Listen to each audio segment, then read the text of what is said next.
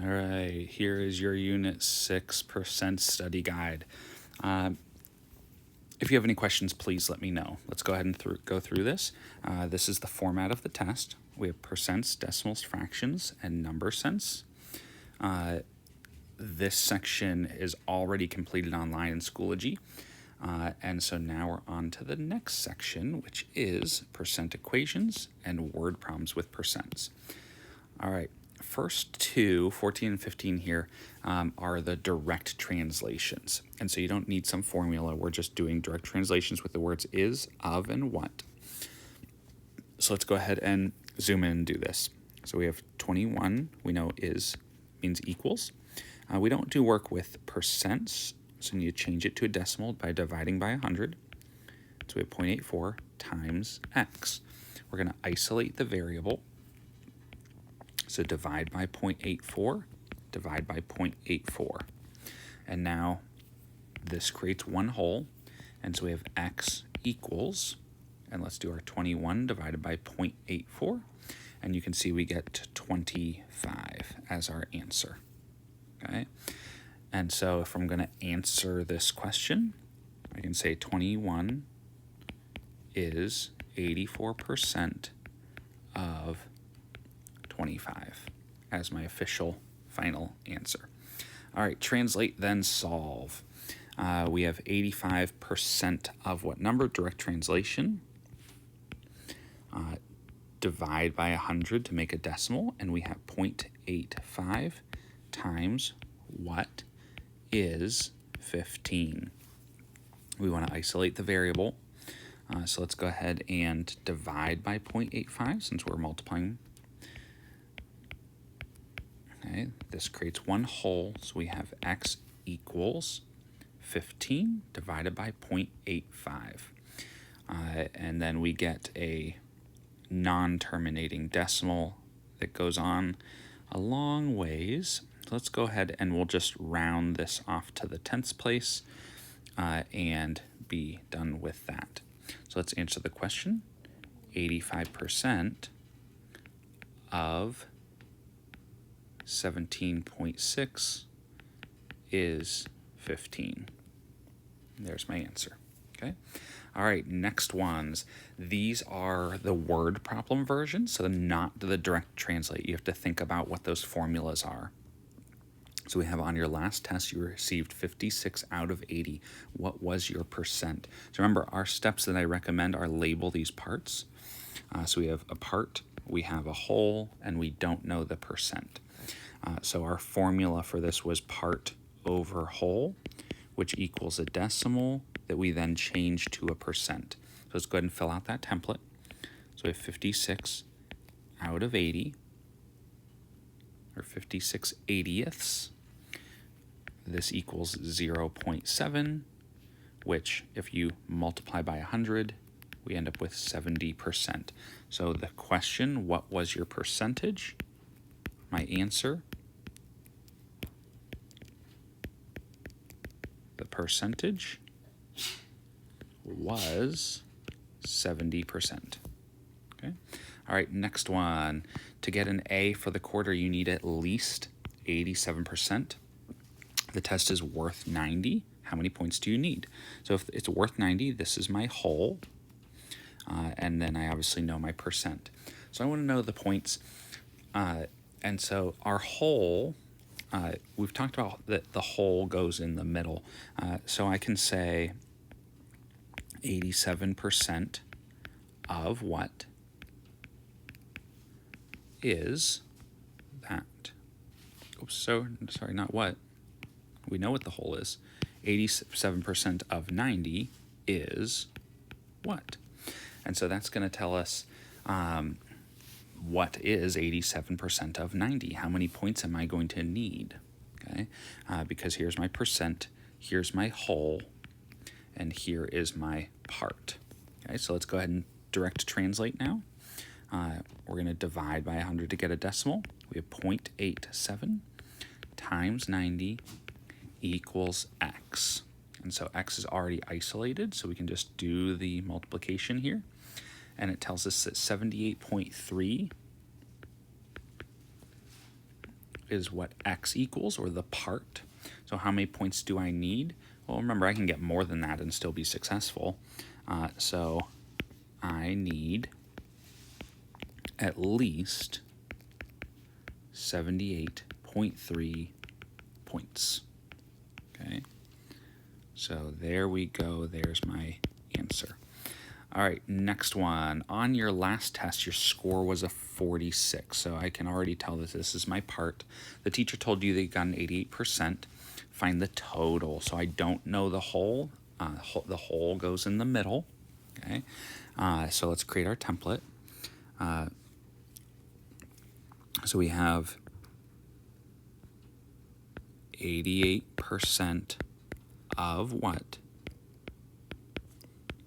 is 46. Okay, and so we're going to go ahead and do a direct translation now. Divide by 100 to make a decimal, and we have 0.88 times x equals 46. Let's go ahead and isolate the variable now.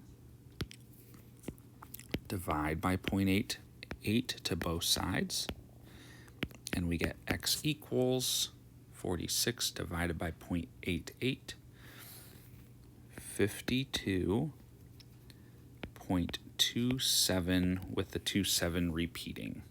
Okay, all right, and so let's see the total points on this test. This is a weird test if it has a repeating decimal.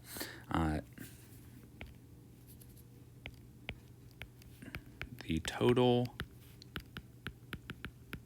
points are 52.27 repeating. Okay, and there's my technical answer, even though realistically that doesn't make sense. All right, and so that is number 18. Let's go to number 19. We're now on percent applications, and then those equivalent equations with percents. Make sure you answer your questions with a label, and you must show work. So at the store, you bought a wireless mic for $40 and a video camera for $250, but you have a 15% off coupon. So we know we're subtracting that. When you got to the counter, you forgot about the 6% sales tax. So how much would the total cost be for the mic and camera with the coupon? And then look, then the sales tax. And it also says sales tax is determined after the coupon. So let's go ahead and add up our two purchases. So we have our $250 plus our $40. And we get $290. Okay, and this is for the mic and camera. Okay, now that we have that total, we're going to take care of our coupon. Okay, and so we want to know what is 15% of 290. Okay, and so we have what is 15% of $290. Okay, because I want to know what that discount's going to be. Now, you also know another way.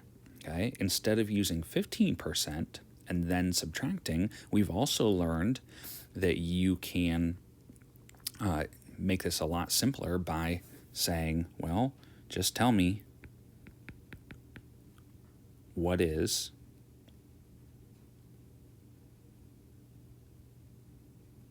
85% of 290. Okay, because this is going to be that complementary percent that just gives you the answer instead. Okay, and so both are going to get the correct thing. I'll walk through both. You could choose option 1 or option 2. Okay, whatever you're most comfortable with. So we have x is 0.15 times 290, and we have x is 0.85 times 290. We can go ahead and solve these out. And so we have 0.15 times 290. X is $43.50. Okay, that's just my coupon. The other one gets me x equals $246.50. $246.50. And this is my new bill. Okay. The coupon one, I would then have to take $290 minus $43.50.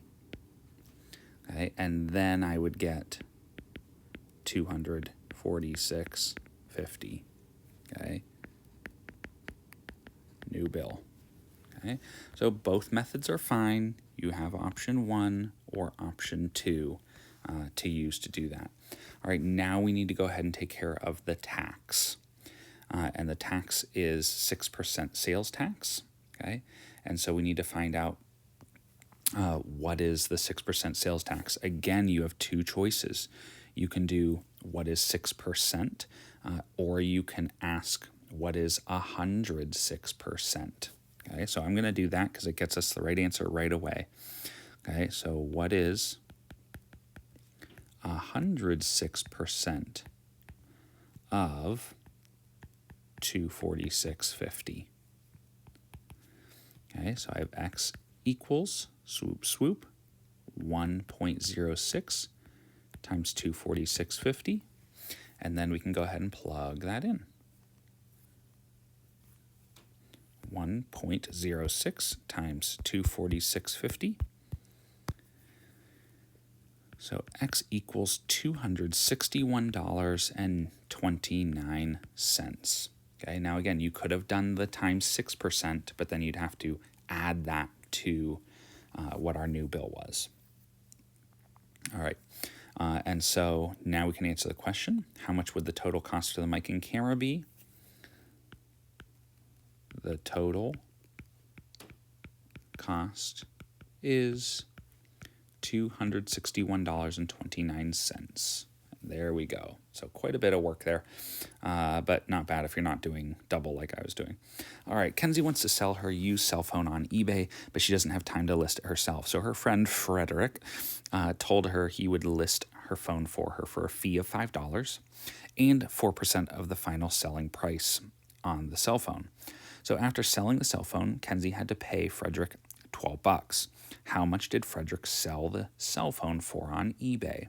So first of all, this fee is just a one-time fee, okay? And so if she had to pay him $12, if we subtract the 5 from there, then we get rid of that fee, and we're just focusing on what the 4% was. So let's take care of that first. So we have our 12 minus 5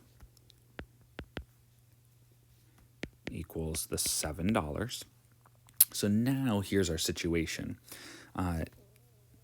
She had to pay him $7. How much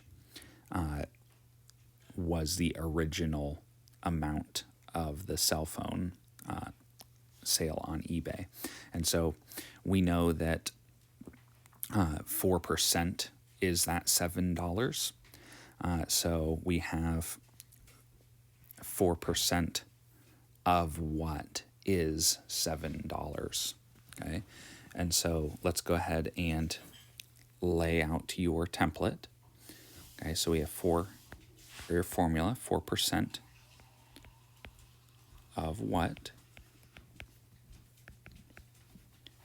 is $7, okay? And so let's see what we get here. So do your two swoops to the left. Divide by 100, so we have 0.04 times x equals $7, okay? And then let's isolate the variable. And we have x equals 7 divided by 0.04 is 175. So now you have to sort of think about this and make sure it's not a flipped type of situation here. So is the 4% the $7? Because that's what we're saying, 4% of something is the $7, okay? And so let's see if that's accurate, okay? We said that 4% of the selling price is what he had to pay. Okay, so he had to pay $7. So is 4% the $7? Yes, it is. So that is a direct percent. We're not dealing with the 96% or things like that.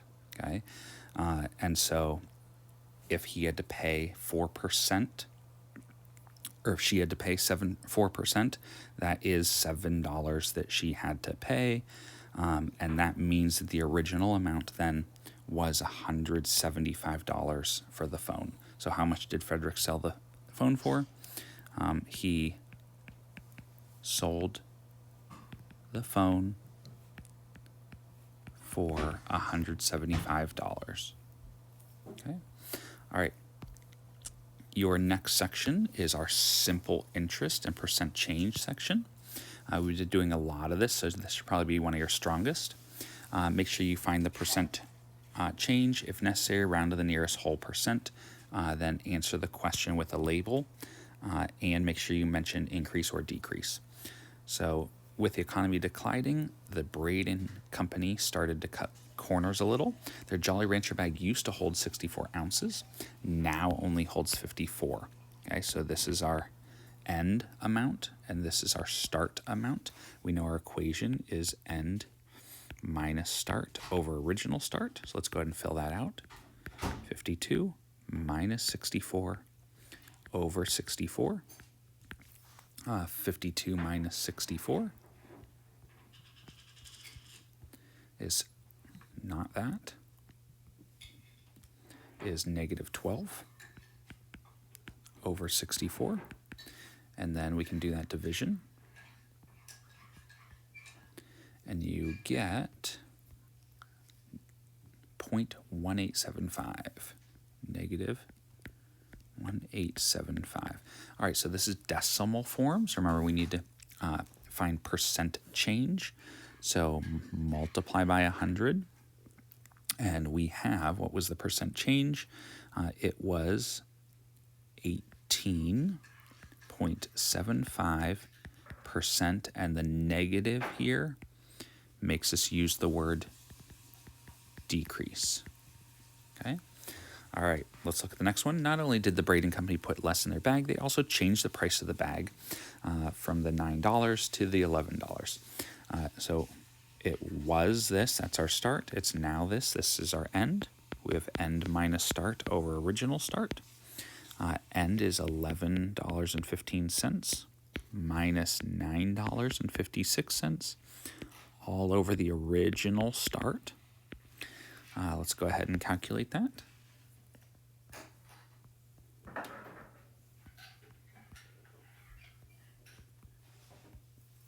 So we have 159 over 956. Let's go ahead and do that division. And we get a 0.1663. And then we can go ahead and do your swoops. So 1, 2. And that gets us 16.63%. Okay, and that's an increase. Now, I did forget it says round to the nearest whole percent for this one. And so we're going to be cutting it at the 16. Also, this one cutting at the 18. So with rounding, our official answer ends up being a 17%. And this is positive. So we have increase, and we end up with a 19% decrease for the above one. So let's circle our official final answers, and there we go. All right, your very last question is one simple interest question. So I even give you the equation here. We are going to round interest to the nearest tenth of a percent. If you need to be doing that. So you need to borrow $4,000. Start labeling. So we know this is an important part of this. So if I'm borrowing, this is my OG or my principal.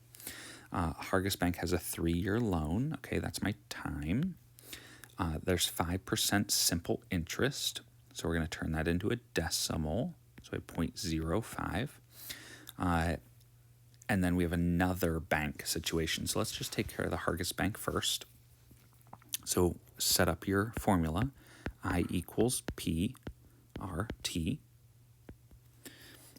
Our interest that we have earned is we don't know. So that stays I. Our original principal is $4,000. Multiplying by the rate, which is 0.05, and how long. His is a 3-year loan. Okay, let's go ahead. I'm going to switch colors now and look at the Laura Bank. So we have a 4-year loan, 4% interest rate. That's my R. Okay, I'm going to do my swoops and turn it into a decimal. So we have 0.04. And then we already know the original principal that we're borrowing. Okay, so set up your formula here. So I equals, original principal is still $4,000. The rate is different. It's a 0.04 rate, or 4%. And this one is a 4-year loan. Okay, so the loan length went up, but the percentage interest rate went down. So we'll have to see which is the better bank to borrow money from. Let's go ahead and do the math here. The variable's already isolated, so we can just multiply everything out. And so our interest that we would have to pay, and so pay attention to that too. If we're borrowing, that means we're going to have to pay this back. Okay. So that's my amount I'm paying extra. And then the Laura Bank is $4,000 times 0.04 times 4. And we end up with, I just want to do that again, just my calculator was being weird. Times 4, there we go. Okay. $4,000 times 0.04 is 160 times 4 is $640. Okay.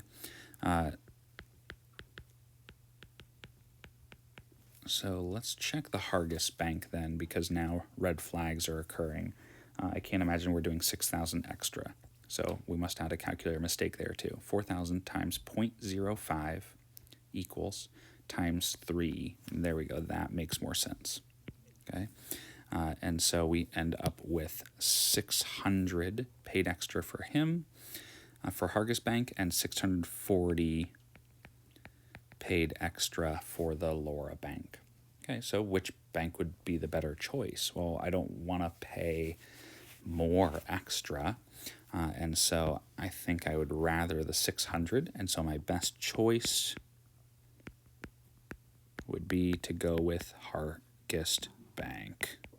Okay, all right, and that is it. That is your study guide for your test. Make sure you understand all of those and really think about what you need to remember for the test tomorrow.